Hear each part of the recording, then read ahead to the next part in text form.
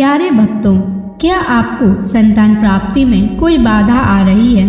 क्या आप चाहते हैं कि आपका पुत्र एक तेजस्वी और स्वस्थ संतान हो? क्या आपके संतान जन्म के बाद बार बार स्वास्थ्य समस्याएं हो रही हैं? तो आपको शनि महाराज का इस मंत्र का जाप अवश्य करना चाहिए, क्योंकि यह मंत्र बहुत ही शक्तिशाली और अचूक मंत्र है। इस मंत्र के नियमित 108 बार जाप करने मात्र से ही आपका पुत्र तेजस्वी और बुद्धिमान हो जाएगा और गर्भधारण में आ रही बाधाएं समाप्त हो जाएंगी। संतान दीर्घायु और बुद्धिमान बन जाएगा। इसलिए प्यारे भक्तों, आप शनि देव के इस महामंत्र का जाप अवश्य करें। और जब भी आप इस मंत्र का जाप करें तो इस वीडियो को अपने मोबाइल फोन पर या स्पीकर पर चलाकर छोड़ दें, ताकि आप बिना कोई समस्या के इस महामंत्र का जाप कर पाएं। यह मंत्र बहुत ही शक्तिशाली और प्रभावशाली मंत्र है। इस मंत्र के जाप से पुत्र प्राप्ति के योग भी प्रबल होते हैं और संतान का जीवन सुरक्षित और सुखद होता है। घर में खुशहाली और समृद्धि बनी रहती है। इसलिए प्यारे भक्तों, अगर आप भी चाहते हैं कि आपका पुत्र हमेशा खुश रहे, तो आप इस मंत्र का जाप अवश्य करें और नियमित 108 बार करें और पूरी श्रद्धा के साथ करें। तभी आप शनि महाराज के असीम कृपा के भागी बन पाओगे। और अगर आप शनि देव का आशीर्वाद प्राप्त करना चाहते हैं तो इस वीडियो को लाइक और चैनल को सब्सक्राइब जरूर कर दीजिए और कमेंट बॉक्स में जय शनि महाराज अवश्य लिख दीजिए। तो चलिए भक्तों, मंत्र का जाप करना प्रारंभ करते हैं। ओम ह्रीं श्रीं क्लीं शन शनैश्चराय महाक्रूराय नमः। ओम ह्रीं श्रीं क्लीं शन शनैश्चराय महाक्रूराय नमः। ओम ह्रीं श्रीं क्लीं शन शनैश्चराय महाक्रूराय नमः। ओम ह्रीं श्रीं क्लीं शन शनैश्चराय महाक्रूराय नमः। ओम ह्रीं श्रीं क्लीं शन शनैश्चराय महाक्रूराय नमः। ओम ह्रीं श्रीं क्लीं शन शनैश्चराय महाक्रूराय नमः। ओम ह्रीं श्रीं क्लीं शन शनैश्चराय महाक्रूराय नमः। ओम ह्रीं श्रीं क्लीं शन शनैश्चराय महाक्रूराय नमः।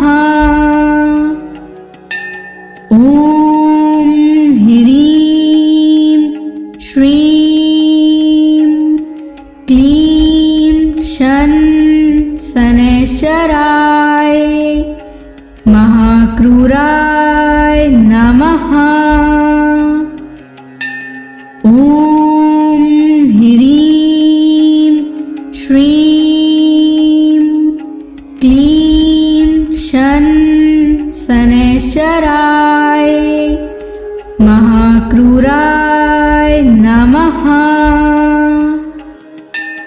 ओम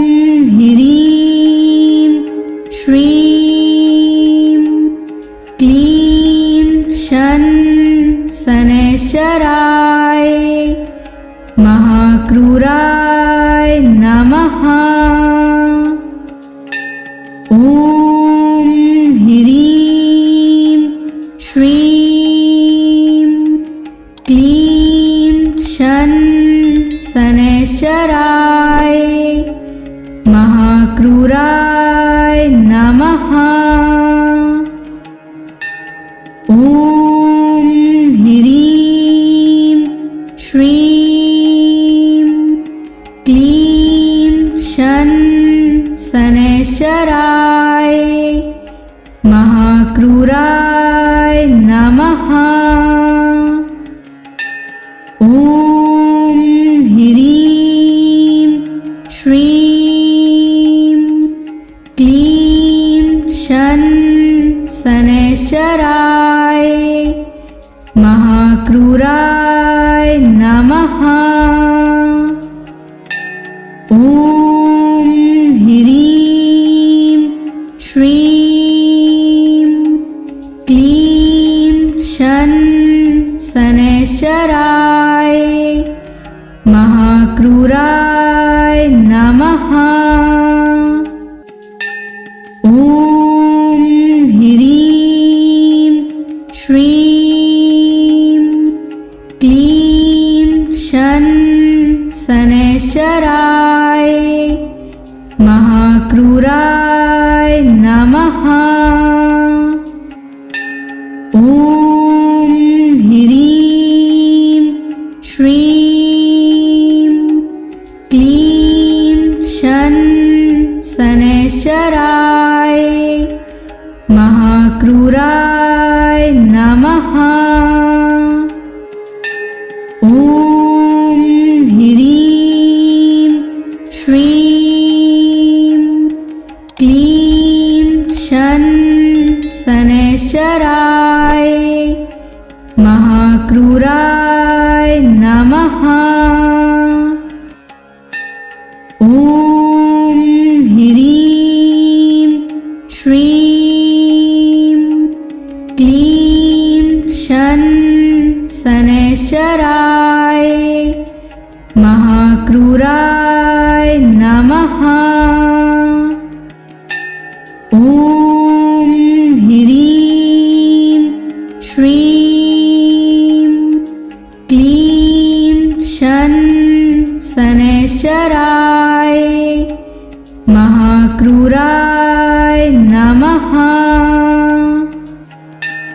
ॐ ह्रीं श्रीं क्लीं शनैश्चराय महाक्रूराय नमः। ॐ ह्रीं श्रीं क्लीं शनैश्चराय महाक्रूराय नमः। ॐ ह्रीं श्रीं क्लीं शनैश्चराय महाक्रूराय नमः। ॐ ह्रीं श्रीं क्लीं शनैश्चराय महाक्रूराय नमः। ॐ ह्रीं श्रीं क्लीं शनैश्चराय महाक्रूराय नमः। ॐ ह्रीं श्रीं क्लीं शनैश्चराय महाक्रूराय नमः। ॐ ह्रीं श्रीं क्लीं शनैश्चराय महाक्रूराय नमः। ॐ ह्रीं श्रीं क्लीं शन शनैश्चराय महाक्रूराय नमः। ॐ ह्रीं श्रीं क्लीं शन शनैश्चराय महाक्रूराय नमः। ॐ ह्रीं श्रीं क्लीं शन शनैश्चराय महाक्रूराय नमः। ॐ ह्रीं श्रीं क्लीं शन शनैश्चराय महाक्रूराय नमः। ॐ ह्रीं श्रीं क्लीं शन शनैश्चराय महाक्रूराय नमः। ॐ ह्रीं श्रीं क्लीं शन शनैश्चराय महाक्रूराय नमः।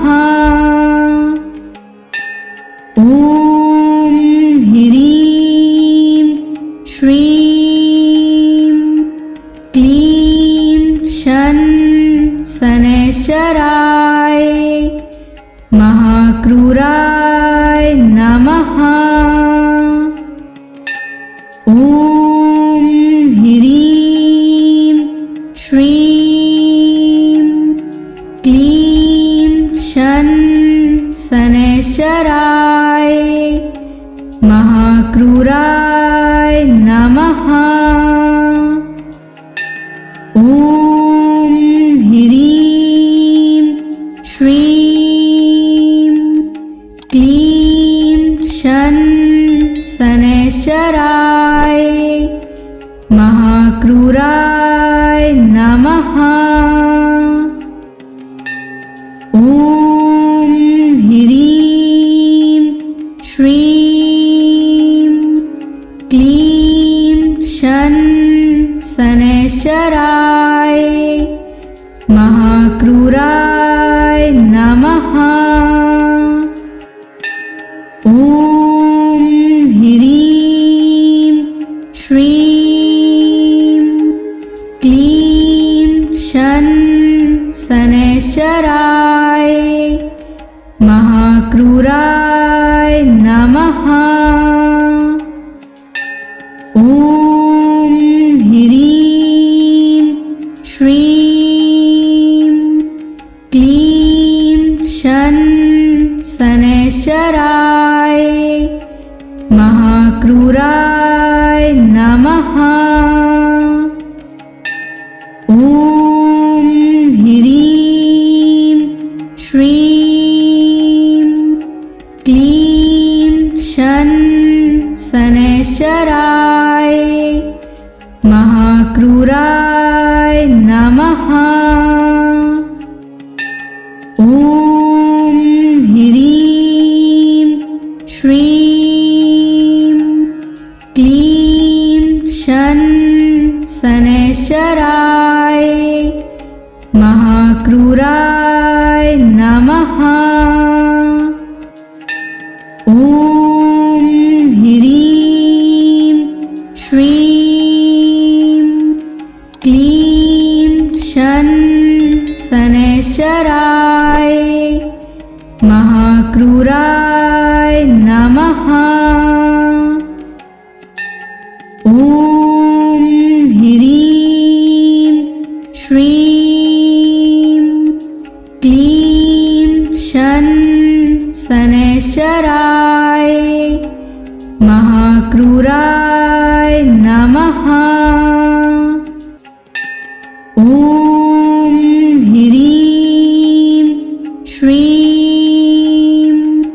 क्लीं शन शनैश्चराय महाक्रूराय नमः। ॐ ह्रीं श्रीं क्लीं शन शनैश्चराय महाक्रूराय नमः। ॐ ह्रीं श्रीं क्लीं शन शनैश्चराय महाक्रूराय नमः। ॐ ह्रीं श्रीं क्लीं शन शनैश्चराय महाक्रूराय नमः। ॐ ह्रीं श्रीं क्लीं शन शनैश्चराय महाक्रूराय नमः। ॐ ह्रीं श्रीं क्लीं शन शनैश्चराय महाक्रूराय नमः। ॐ ह्रीं श्रीं क्लीं शन शनैश्चराय महाक्रूराय नमः। ॐ ह्रीं श्रीं क्लीं शन शनैश्चराय महाक्रूराय नमः। ॐ ह्रीं श्रीं क्लीं शन शनैश्चराय महाक्रूराय नमः। ॐ ह्रीं श्रीं क्लीं शन शनैश्चराय महाक्रूराय नमः। ॐ ह्रीं श्रीं क्लीं शन शनैश्चराय महाक्रूराय नमः। ॐ ह्रीं श्रीं क्लीं शन शनैश्चराय महाक्रूराय नमः। ॐ ह्रीं श्रीं क्लीं शन शनैश्चराय महाक्रूराय नमः। ॐ ह्रीं श्रीं क्लीं शन शनैश्चराय महाक्रूराय नमः। ॐ ह्रीं श्रीं क्लीं शन शनैश्चराय महाक्रूराय नमः। ॐ ह्रीं श्रीं क्लीं शन शनैश्चराय महाक्रूराय नमः। ॐ ह्रीं श्रीं क्लीं शन शनैश्चराय महाक्रूराय नमः।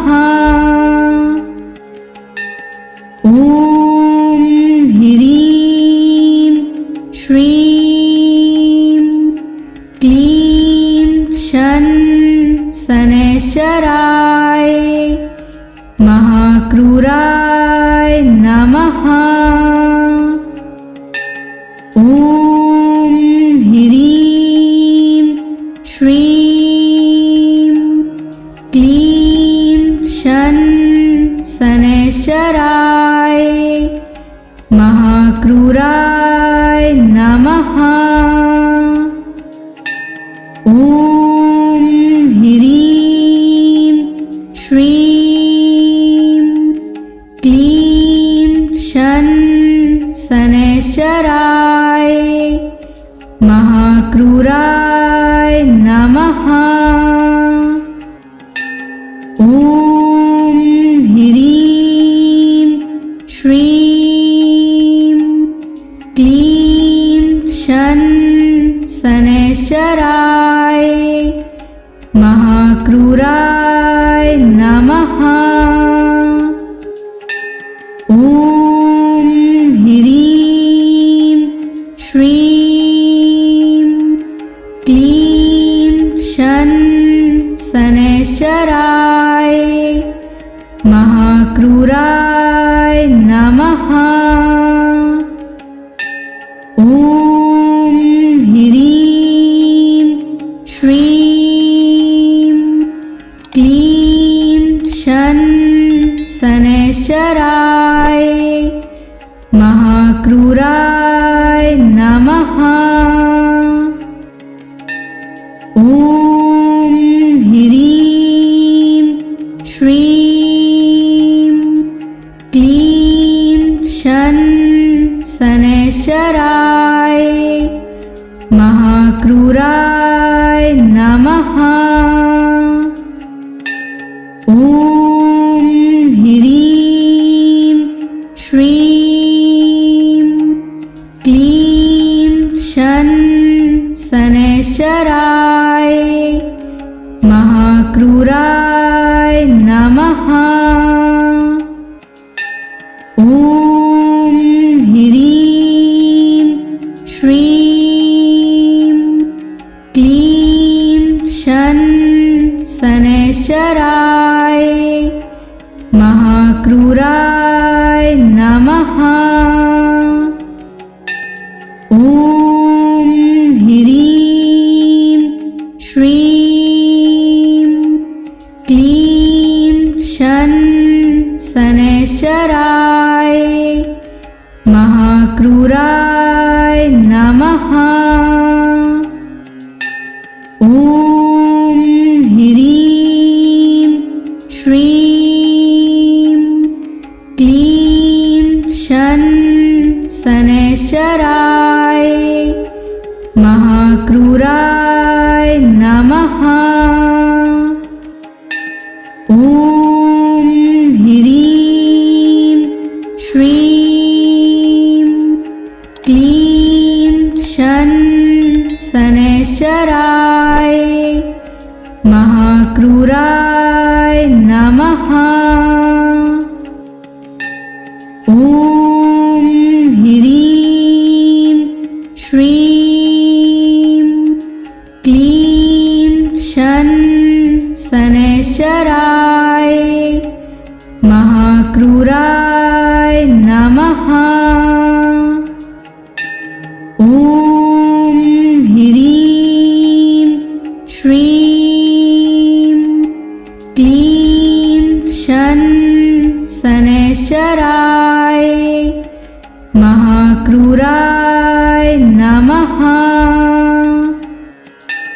ॐ ह्रीं श्रीं क्लीं शन शनैश्चराय महाक्रूराय नमः। ॐ ह्रीं श्रीं क्लीं शन शनैश्चराय महाक्रूराय नमः। ॐ ह्रीं श्रीं क्लीं शन शनैश्चराय महाक्रूराय नमः। ॐ ह्रीं श्रीं क्लीं शन शनैश्चराय महाक्रूराय नमः। ॐ ह्रीं श्रीं क्लीं शन शनैश्चराय महाक्रूराय नमः। ॐ ह्रीं श्रीं क्लीं शन शनैश्चराय महाक्रूराय नमः। ॐ ह्रीं श्रीं क्लीं शन शनैश्चराय महाक्रूराय नमः। ॐ ह्रीं श्रीं क्लीं शन शनैश्चराय महाक्रूराय नमः। ॐ ह्रीं श्रीं क्लीं शन शनैश्चराय महाक्रूराय नमः। ॐ ह्रीं श्रीं क्लीं शन शनैश्चराय महाक्रूराय नमः। ॐ ह्रीं श्रीं क्लीं शन शनैश्चराय महाक्रूराय नमः। ॐ ह्रीं श्रीं क्लीं शन शनैश्चराय महाक्रूराय नमः। ॐ ह्रीं श्रीं क्लीं शन शनैश्चराय महाक्रूराय नमः। ॐ ह्रीं श्रीं क्लीं शन शनैश्चराय महाक्रूराय नमः। ॐ ह्रीं श्रीं क्लीं शन शनैश्चराय महाक्रूराय नमः।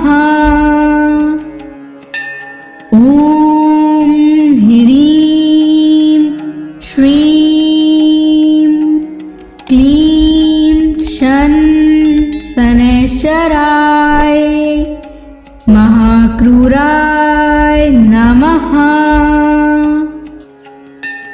ॐ ह्रीं श्रीं क्लीं शन शनैश्चराय महाक्रूराय नमः। ॐ ह्रीं श्रीं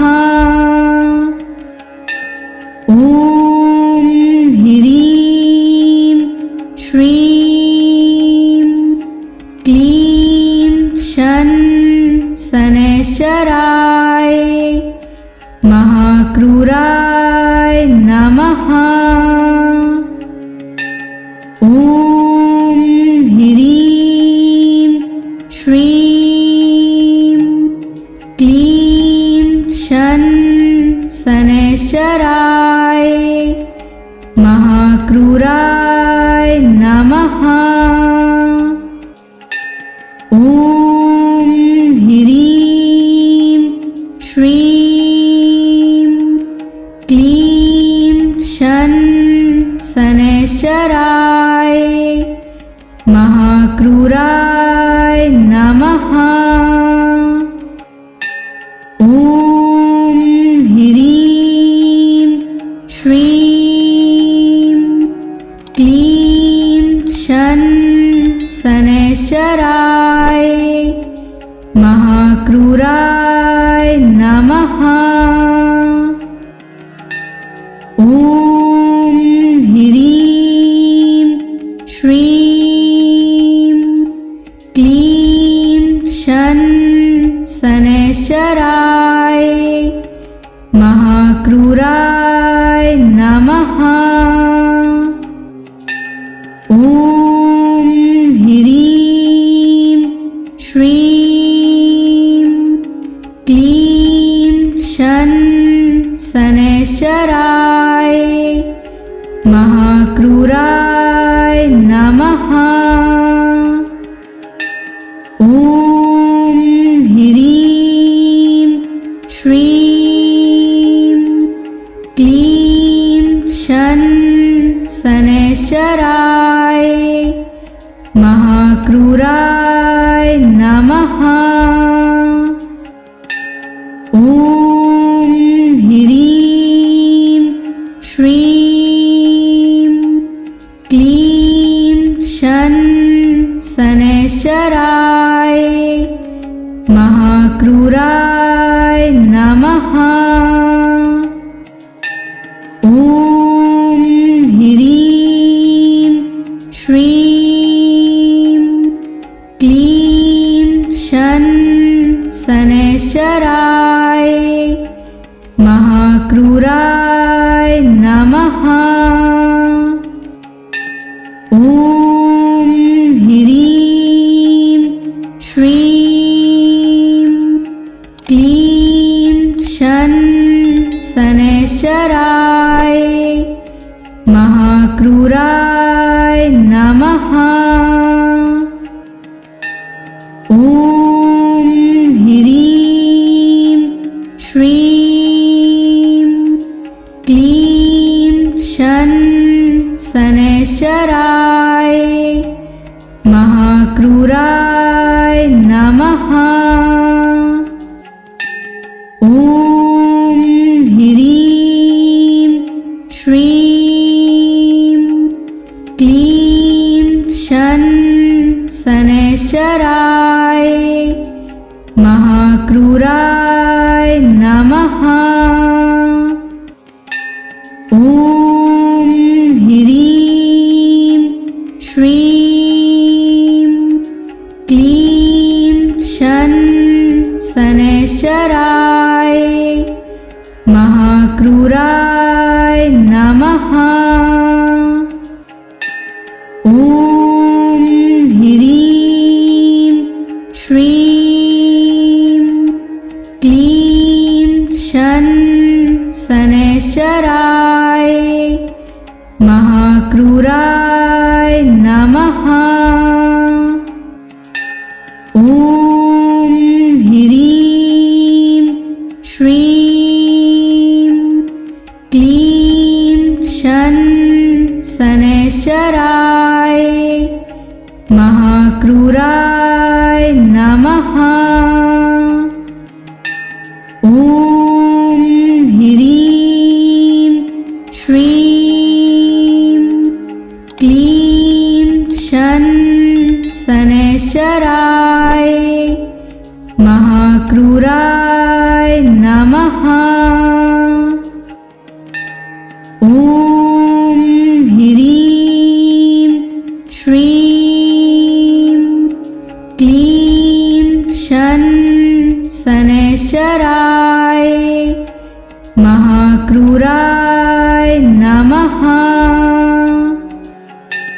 ॐ ह्रीं श्रीं क्लीं शन शनैश्चराय महाक्रूराय नमः। ॐ ह्रीं श्रीं क्लीं शन शनैश्चराय महाक्रूराय नमः। ॐ ह्रीं श्रीं क्लीं शन शनैश्चराय महाक्रूराय नमः। ॐ ह्रीं श्रीं क्लीं शन शनैश्चराय महाक्रूराय नमः। ॐ ह्रीं श्रीं क्लीं शन शनैश्चराय महाक्रूराय नमः। ॐ ह्रीं श्रीं क्लीं शन शनैश्चराय महाक्रूराय नमः। ॐ ह्रीं श्रीं क्लीं शन शनैश्चराय महाक्रूराय नमः। ॐ ह्रीं श्रीं क्लीं शन शनैश्चराय महाक्रूराय नमः। ॐ ह्रीं श्रीं क्लीं शन शनैश्चराय महाक्रूराय नमः। ॐ ह्रीं श्रीं क्लीं शन शनैश्चराय महाक्रूराय नमः। ॐ ह्रीं श्रीं क्लीं शन शनैश्चराय महाक्रूराय नमः। ॐ ह्रीं श्रीं क्लीं शन शनैश्चराय महाक्रूराय नमः। ॐ ह्रीं श्रीं क्लीं शन शनैश्चराय महाक्रूराय नमः। ॐ ह्रीं श्रीं क्लीं शन शनैश्चराय महाक्रूराय नमः।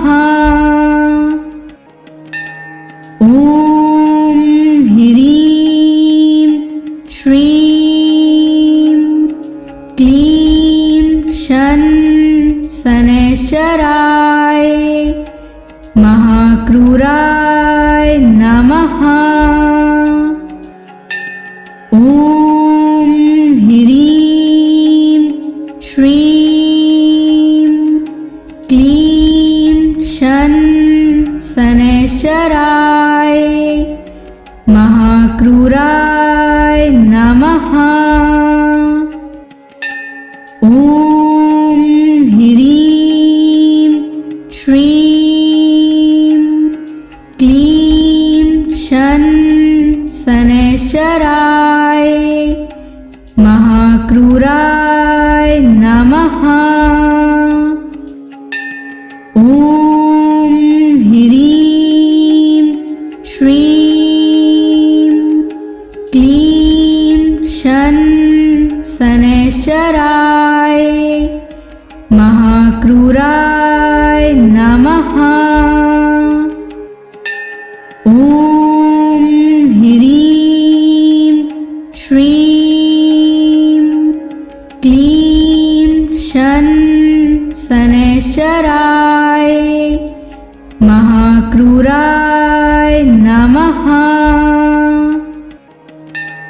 ॐ ह्रीं श्रीं क्लीं शन शनैश्चराय महाक्रूराय नमः। ॐ ह्रीं श्रीं क्लीं शन शनैश्चराय महाक्रूराय नमः।